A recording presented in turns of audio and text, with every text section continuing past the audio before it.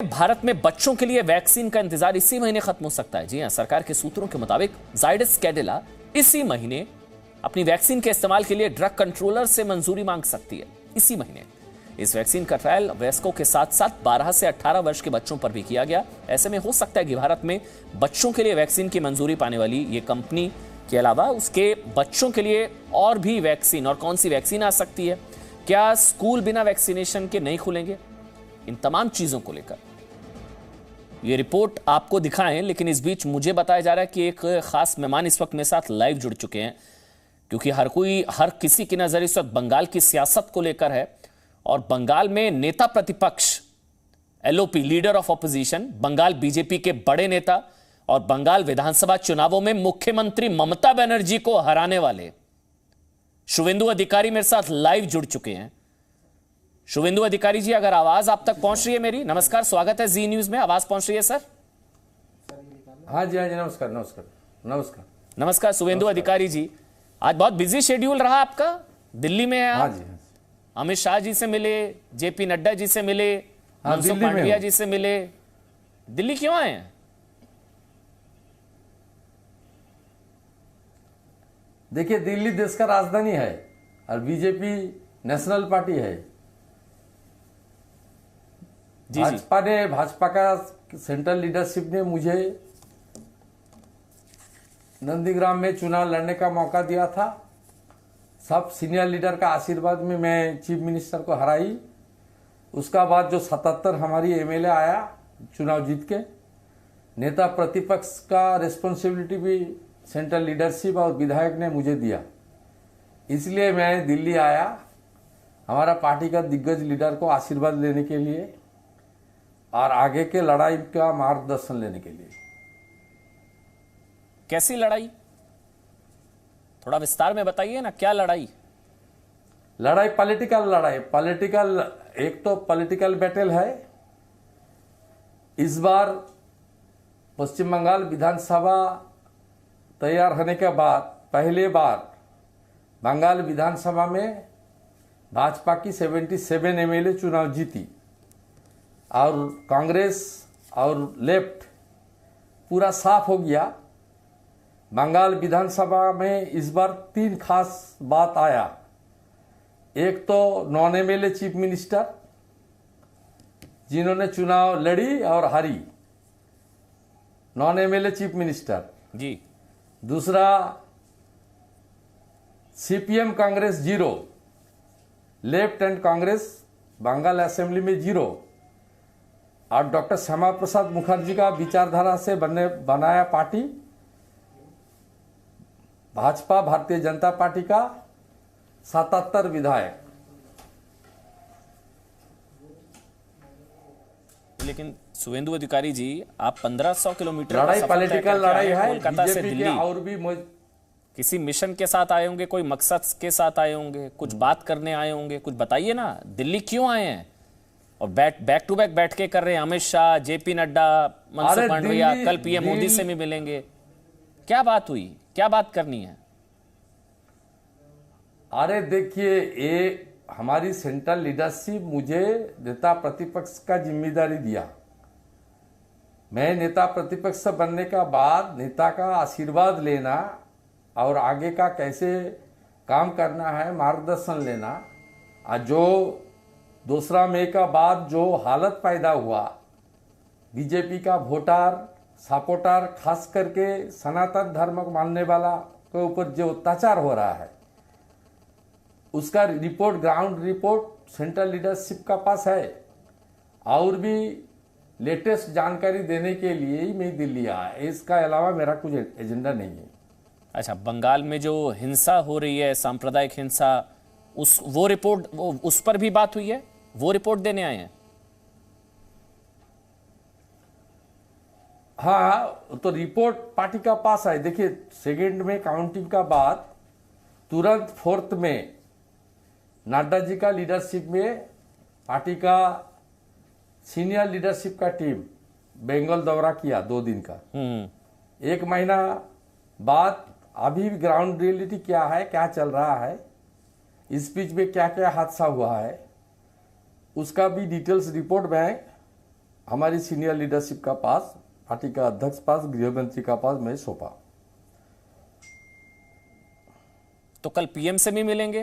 क्या एजेंडा, क्या उनसे क्या कुछ सोचा होगा आपने? प्रधानमंत्री से भी आपकी मुलाकात है, क्या बात होगी बंगाल हिंसा को लेकर? हाँ हाँ, अपॉइंटमेंट मुझे अपॉइंटमेंट मिला, मैं आशीर्वाद लूंगा। बंगाल हिंसा को लेकर भी, बंगाल के माहौल को लेकर? नहीं, जो टॉकिंग पॉइंट है, जो टॉकिंग पॉइंट है जी, मुलाकात का पहले सार्वजनिक करना, मीडिया के सामने बोलना ठीक नहीं होगा। मैं अनुशासित सिपाही हूं, मैं आशीर्वाद लेने के लिए मुलाकात करूंगा। शुभेंदु अधिकारी जी, आपने मुलाकात की जेपी नड्डा, अमित शाह, मनसुख मांडविया, कल प्रधानमंत्री से भी आप मुलाकात कर रहे हैं। अभिषेक बनर्जी कह रहे हैं आपकी पार्टी में टूट फूट मची है, भगदड़ मची हुई है आपकी पार्टी में, सब घर वापसी में लगे हुए हैं, टीएमसी में जमीन खिसक रही है, इसलिए दिल्ली पहुंचे हैं आप।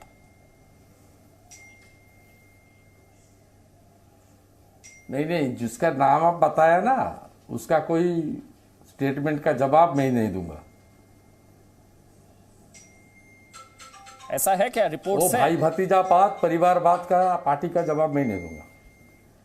हाँ, ऐसी रिपोर्ट्स हैं, कई आप जानते हैं, कई लोगों ने, कई बीजेपी के नेता जो टीएमसी छोड़कर आए थे घर वापसी के मूड में हैं। कई नाम है मेरे पास, आपको ज्यादा पता होगा, इसलिए आप दिल्ली आए हैं। ये अभिषेक बनर्जी से लेकर टीएमसी नहीं नहीं, नहीं, वो कोई क्या कह रही है छोड़ दीजिए। उसका जो स्टेटमेंट आया है वो प्राइवेट लिमिटेड कंपनी है, वो भाई भतीजावाद, परिवारवाद समझता है, उसका कोई आइडियोलॉजी नहीं है। उसका जो स्टेटमेंट है उसका खिलाफ मैं कुछ नहीं बोलूंगा। लेकिन आप सुन लीजिए, जो 38% से ज्यादा वोट मिला है बीजेपी को, 2,28,00,000 वोट मिला है, ये विचारधारा का वोट है, ये कोई इंडिविजुअल का वोट नहीं है। इंडिविजुअल चलता है रीजनल पार्टी में। अखिलेश यादव, मुलायम सिंह यादव, लालू यादव, तेजस्वी यादव, करुणानिधि जी, स्टालिन, ममता बनर्जी, अभिषेक बनर्जी, उसमें ये सब चलता है। तो फिर घर वापसी क्यों कर रहे हैं? बीजेपी से वापस टीएमसी में क्यों जा रहे हैं? जितना बीजेपी वोट मिला है सब विचारधारा का वोट है। बीजेपी का जितना वोट बंगाल में मिला विचारधारा का वोट है, आइडियोलॉजी के ऊपर वोट मिला है 2,28,00,000, 39% के आसपास। तो फिर सब घर वापसी क्यों कर रहे हैं? कई लोग आपका साथ छोड़ने की या बीजेपी का साथ छोड़ने की इच्छा जाहिर कर चुके हैं। कई नाम हैं, आप जानते हैं, दीपेंदु बिस्वास, सोनाली गुहा, प्रबीर घोषाल, अमोल आचार्य। हाइपोथेटिकल क्वेश्चन ना, हाइपोथेटिकल क्वेश्चन का मैं आंसर नहीं दूंगा। जो बीजेपी का कोई वर्कर, बीजेपी का कोई ऑर्गेनाइजर वो पार्टी से बाहर नहीं है, एक साथ एकजुट है। आपने शुभ्रांशु रॉय का फेसबुक पोस्ट पढ़ा, मुकुल रॉय के बेटे का? मैं कोई पर्सनल इसमें ओपिनियन नहीं दूंगा।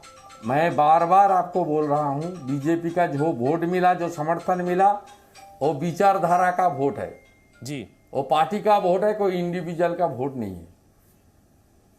एक सवाल, मुकुल रॉय को लेकर भी कुछ खबरें हैं, नाराज चल रहे हैं क्या, या मना लिया गया, ऐसा कुछ है क्या? अगर आप कंफर्म कर दें। उनको टीएमसी अपने पाले में लाने की कोशिश कर रही है। कंफर्म करूं? आप डायरेक्ट मुकुल जी के साथ डायरेक्ट बात कर लीजिए। मुकुल जी पार्टी का दिग्गज लीडर है, ऑल इंडिया वाइस प्रेसिडेंट है। उसको कोविड हुआ था, अभी भी वीक है, उसका साथ आप डायरेक्ट बात कर लीजिए। तो उनकी टीएमसी में जाने की ऐसी कोई चांस, कोई खबर नहीं है? गलत है ये सारी खबरें? मेरा पास कोई जानकारी नहीं है। आपका जो हाइपोथेटिकल क्वेश्चन है, कोलकाता से जो इनपुट भेज रहा है उसको आप पूछ लीजिए। आप थोड़ा सवाल कुछ इशू पर पूछिए जी, जो इशू का साथ बंगाल का आम आदमी का जुड़ा हुआ है। बंगाल को क्या कठिनाई हो रहा है, बंगाल को जो पॉलिटिकल वायलेंस के नाम पर कम्युनल वायलेंस हो रहा है, बंगाल का लोग, सनातन धर्म का मानने वाला लोग क्यों बंगाल छोड़ के आसाम में शेल्टर ले रहा है, बंगाल का लोग क्यों दिल्ली के सीआर पार्क में शेल्टर ले रहा है, किस हालत ममता बनर्जी ने पैदा किया। अब दूसरा मुद्दा के ऊपर मैं बात नहीं करूंगा। अब तक 40 बीजेपी वर्कर्स सपोर्टर्स को मर्डर किया ये लोग। 300 से ज्यादा वुमेन के ऊपर मोलेस्टेशन और रेप हुआ। बंगाल की शेड्यूल ट्राइब को ऊपर अत्याचार हुआ। आप इसके ऊपर फोकस कीजिए, ग्राउंड में आपका पत्रकार भेजिए। आप पर भी एफआईआर हो गई है, दिखाइए, भारत को देखना आप पर चाहिए। और आपके भाई पर अंदर भी, एक आपके भी पीछे पड़ी है ममता दीदी। वो एफआईआर वो सब नहीं, वो सब तो पीछे पड़ना ही चाहिए। तो नंदीग्राम का हाथ तो शिकार नहीं हो रहा है, हजम नहीं हो रहा है, डाइजेस्ट नहीं हो रहा है। चीफ मिनिस्टर हारी, चैलेंज लेकर नंदीग्राम लड़ने गई थी, नंदीग्राम से हार के घर लौट के आई, नॉन एमएलए चीफ मिनिस्टर। और यास तूफान की बैठक में भी आपकी वजह से नहीं गई, कह रही हैं कि एमएलए को बिठा दिया। आपसे उनको आपसे ज्यादा प्रॉब्लम है, आप पर एफआईआर, आपकी वजह से बैठक में भी नहीं गई। अच्छा ये नंदीग्राम हार के रिएक्शन है। नहीं, लेकिन ये फिर बंगाल, क्योंकि बंगाल में तो इस वक्त चर्चा सबसे ज्यादा राजनीतिक हिंसा को लेकर है, सांप्रदायिक हिंसा को लेकर है। ये खूनी खेला थमेगा? क्योंकि अब तो चुनाव खत्म हो चुके हैं, अब तो बात दूसरे मुद्दों की होनी चाहिए। लेकिन वहां हर दूसरे दिन कोई हिंसा भी, परसों भी एक बीजेपी कार्यकर्ता की हत्या हो गई। जयप्रकाश यादव, जी जी बिल्कुल, जगद्दल एरिया में, बैरकपुर का साटे हुए एरिया में जयप्रकाश यादव, जो हमारी 25 साल का युवा मोर्चा का लीडर है, उसका ऊपर एक हुआ। नहीं तो कोई कार्रवाई होगी, राज्यपाल दखल देंगे, कोई संवैधानिक ऑप्शंस हैं? क्योंकि ये कब तक चलेगा, ये खूनी खेला जो है बंगाल में कब तक चलेगा? सुवेंदु दा, देखिए हमारे कॉन्स्टिट्यूशन में आ रहा है, आज आ रहा है, बिल्कुल आ रहा है, बोलिए ना। बिल्कुल, हमारी कॉन्स्टिट्यूशन के अंदर लॉ एंड ऑर्डर तो स्टेट सब्जेक्ट है, ये बात तो स्टेट गवर्नमेंट को ही पूछना चाहिए।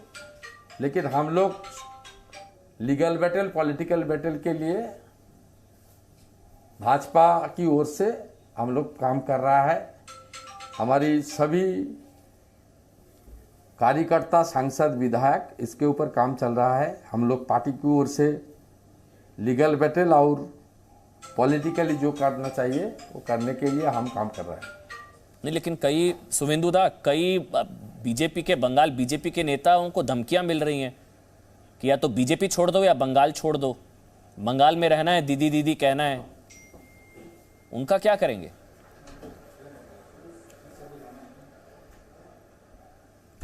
बंगाल देश के अंदर एक प्रदेश है। आप देख लीजिए, 5 स्टेट में चुनाव हुआ। असम में बीजेपी को सेकेंड टाइम शानदार प्रदर्शन मिला। पुदुचेरी में यूपीए से एनडीए जीता। तमिलनाडु में एआईडीएमके से डीएमके जीता। केरल में एलडीएफ का सरकार को फिर दोबारा चुनाव में जनता ने जिता दिया। 4 स्टेट में कहीं भी कोई संतरास का एलिगेशन, कोई पोस्ट पोल वायलेंस का एलिगेशन नहीं है। केवल बंगाल में हो रहा है। ये हो रहा है टीएमसी के कारण। और टीएमसी ने घुसपैठिया रोहिंग्या को सामने रखते हुए ये काम कर रहा है। इसका खिलाफ जो भी कार्रवाई करना चाहिए कानूनी तरीके से, विद इन द कॉन्स्टिट्यूशन, हम लोग कर रहा है। कुछ दिन के अंदर ये बंद करने के लिए जो जो कार्रवाई करना चाहिए हम लोग करने के लिए तैयार है। सेंटर को इंटरफेयर नहीं करना चाहिए अगर हालात इतने ज्यादा खराब हैं?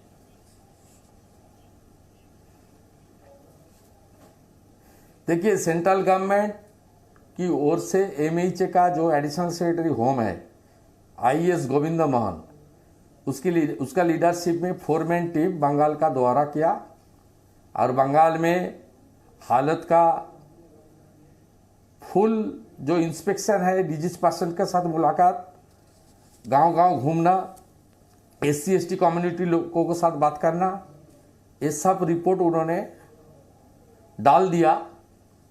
देखिए, कुछ सिस्टम होता है, सिस्टम के अंदर ये लॉलेस का सिचुएशन खत्म हो जाएगा और बंगाल में लॉ ऑफ लैंड एस्टैब्लिश होगा।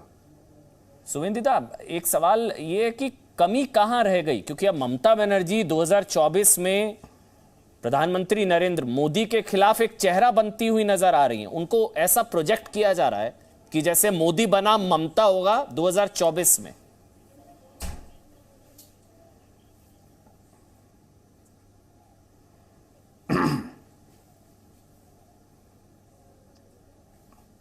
सुवेंदुदा, मेरी आवाज आ रही है आपको? हाँ बोलिए। मैं सवाल पूछ रहा हूं कि 2024 में मोदी बना ममता, क्योंकि ऑपोजिशन के मतलब मोदी और अमित शाह और पूरी सेंट्रल टीम्स के बावजूद ममता बनर्जी का रथ आप नहीं रोक पाए, उन्होंने जीत की हैट्रिक लगा दी। तो 2024 में मोदी बना ममता, वो एक चेहरा आपको नजर आती है? मोदी बना ममता 2024? नहीं, ये मैच नहीं करता। 2019 में 19 जनवरी ममता बनर्जी ने टीएमसी की ओर से पूरा देश का सब पार्टी को ब्रिगेड में लेकर मीटिंग किया था और यूनाइटेड इंडिया का नारा दिया था। नतीजा आप देखा, उस वक्त टीएमसी का एमपी 34 से घट के 22 हो गया और 303 सीटों का साथ बीजेपी का शानदार प्रदर्शन हुआ। इसलिए एक रीजनल पार्टी, एक प्राइवेट लिमिटेड पार्टी, एक प्रदेश के अंदर कुछ कम्युनिस्ट, कुछ कांग्रेस और खास करके एक वर्ग का सब वोट को पोलराइजेशन करके चुनाव जीता। देश में ये नहीं हो सकता। पिछले बार 2019 में कोशिश की, बुरी तरह से फेल कर गई। इस बार भी हालत और भी गंभीर होगा। मोदी जी का नेतृत्व में भाजपा और बड़ा शक्ति का रूप में उभर कर आएगा। सुवेंदुदा, कमी कहां रह गई? आपने तो हरा दिया नंदीग्राम में ममता बनर्जी को, आपने जो कहा वो करके दिखाया, कमी कहां रह गई?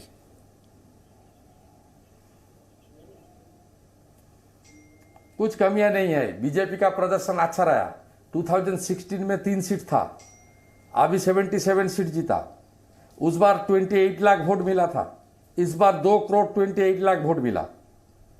उस बार बीजेपी का 10% वोट मिला था, इस बार बीजेपी को 39 के आसपास वोट मिला।